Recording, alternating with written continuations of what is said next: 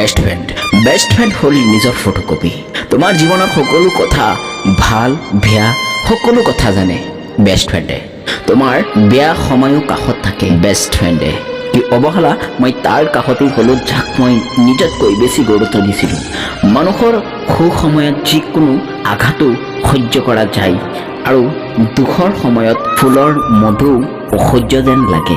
জীৱনত সকলো বস্তু অভাৱ হ'লেও একমাত্ৰ কষ্টৰ কোনো অভাৱ নহয়। দুখটোতো তেতিয়া হয় তুমি যিটো নাম্বাৰত কল কৰিছা সেই নাম্বাৰটো অন্য কলত ব্যস্ত বা বিজি থাকে।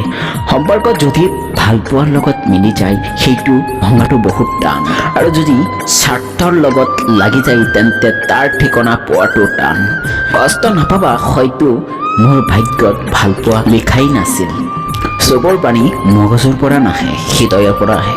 কাৰো কাৰণে অপেক্ষা কৰাটো কষ্ট হয়, পাহৰি থকাটোও কষ্ট হয়, কিন্তু কোনটো উচিত সেইটো বুজাটো বেছি কষ্টকৰ হয়। অভিমান কৰাৰ ভাষাটো যদি সকলোৱে বুজিব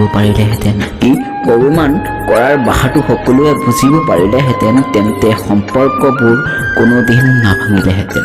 হয়তো মই তোমাক কোনোদিনেই নাপাম, কিন্তু মনত ৰাখিবা তোমাক পাহৰি থাকিবও নোৱাৰিম। চকুৰ পানী সকলোৰ কাৰণে নাহে, যাৰ কাৰণে আহে সেইজনে মূল্যও দিব নোৱাৰে। যন্ত্ৰণা দেখি আঁতৰি নাযাবা, এদিন এই যন্ত্ৰণাই তোমাৰ জীৱনত গুৰুত্ব হ'ব। তুমি মোক কষ্ট দিয়াৰ পিছতো মই নীলাজতাৰ নিচিনা তোমাৰ ওপৰত পৰি থাকোঁ। কিয় জানানে? কাৰণ মই তোমাক এৰি দিলে মোৰ কাৰণে মৃত্যুৰ বাদে অন্য কোনো ৰাস্তা বাচি নাথাকিব।